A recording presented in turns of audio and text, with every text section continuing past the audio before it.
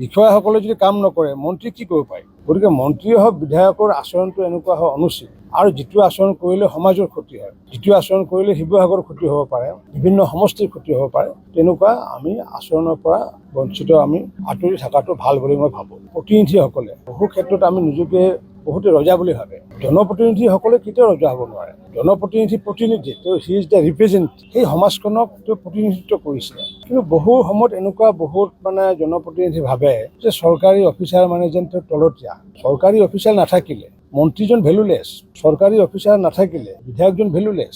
কাৰণ চৰকাৰখন চলাই কোনে? চৰকাৰখন গোটেই চলাই আমি দিহা পৰামৰ্শ দিওঁ। এক্সিকিউট কোনে কৰে? চিফ ছেক্ৰেটাৰী কৰে। এক্সিকিউট কোনে কৰে? প্ৰিন্সিপাল ছেক্ৰেটাৰী কৰে, এডিশ্যনেল চিফ ছেক্ৰেটাৰী কৰে, জিলা আয়ুক্ত, সমজিলা আয়ুক্তসকলে কৰে। গতিকে আমি যদি তেওঁলোকক তলৰ বুলি ভাবোঁ, তেতিয়া অসমখন আমি কেতিয়াও আগুৱাই নিব নোৱাৰিম। আমি যিকোনো মন্ত্ৰী বিধায়কে আমি বিষয়াসকলক আমি আমাৰ লগত কাম কৰা বুলি ভাবি ল'ব লাগে। যিসকলে ভাবে যে আমাৰ তলত কাম কৰে, তেওঁতকৈ মূৰ্খ মানুহ পৃথিৱীত কোনো নাই বুলি মই ভাবোঁ। আৰু যিসকলে ভাবে যে আমাৰ লগত কাম কৰিছে বিষয়াজনে, চিফ ছেক্ৰেটাৰী হওক বা জিলা আয়ুক্তই হওক, লগত কাম কৰিবলৈ যিজনে ভাবে, তেওঁ আচলতে আগন্তুক দিনত সমাজখনক আগুৱাই নিব লাগিব।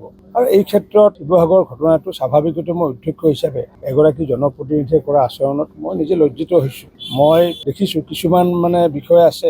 মই যেতিয়া 12 চনত যেতিয়া মই বিধায়ক হৈ আছিলোঁ, বৰপেটা জিলাৰ কনফাৰেন্স ৰুমত এগৰাকী বিধায়কে, ৰুলিং পাৰ্টিৰ বিধায়কে খুব বেয়াকৈ কনফাৰেন্স ৰুমত হাত জোকাৰি টেবুল থপৰিয়াই কথা কৈছিল।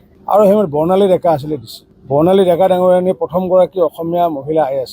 তেখেতে মোৰ সন্মুখতে সেই বিধায়কগৰাকীক মই নাম ক'ব খোজা নাই, সেই বিধায়কগৰাকীক কিন্তু প্ৰত্যুত্তৰ দিছে। তেখেতে কৈছিলে mind your body language, this is not the assembly. এইটো আপুনি DC কনফাৰেন্সত বহি আছে, ইচ্ছা কৰিলে মই আপোনাক গেটাৰটো দিব পাৰোঁ। গতিকে তেনেকুৱা বিষয়ৰ প্ৰয়োজন আছে। এনেকুৱা প্ৰতিনিধিসকলক শিকাবলৈ তেনেকুৱা বিষয়ৰ প্ৰয়োজন আছে। ৰাজীৱ বৰা আছিলে বৰপেটা DC আছিল, এজন বিধায়কৰ গাড়ী আৰু মানুহসহ থানাত ভৰাই থৈ দিছে। গতিকে জিলাৰ আয়ুক্তসকল যিহেতু ডিষ্ট্ৰিক্ট মেজিষ্ট্ৰেট বুলি কয়, সৰ্বাধিক ক্ষমতা তেওঁলোকৰ ওপৰত আছে, যিটো ক্ষমতা বিধায়কৰ ওপৰত নাই। জিলা আয়ুক্তৰ ওপৰত যিটো ক্ষমতা থাকে তাৰে 10% ক্ষমতাও নাথাকে বিধায়কৰ ওপৰত। গতিকে আমি যিহেতু অসমত যি সময়ত মাননীয় মুখ্যমন্ত্ৰী ডাঙৰীয়াই অসমখনক 1ৰ পৰা 5 নম্বৰত নিয়াৰ ব্যৱস্থা কৰি আছে, এই ক্ষেত্ৰত অসমৰ যদি প্ৰতিগৰাকী জিলাই যদি তেওঁলোকে যদি ডিপ্ৰেশ্যন গুচি যায়, আমিতো কাম কৰিব নোৱাৰিম। গতিকে সেইকাৰণে জনপ্ৰতিনিধিসকলে এইটো ভাবিব নালাগে যে আমাৰ তলত কাম কৰিছে, আমাৰ লগত কাম কৰা বুলি সকলে ভাবিব লাগে। মই যেনেকুৱাকৈ পঞ্চায়তত যেতিয়া মন্ত্ৰী আছিলোঁ, মই আমাৰ লগত মোৰ পঞ্চায়তৰ ছেক্ৰেটাৰী কাম কৰিছিলে, GRS GPS কাম কৰিছিলে,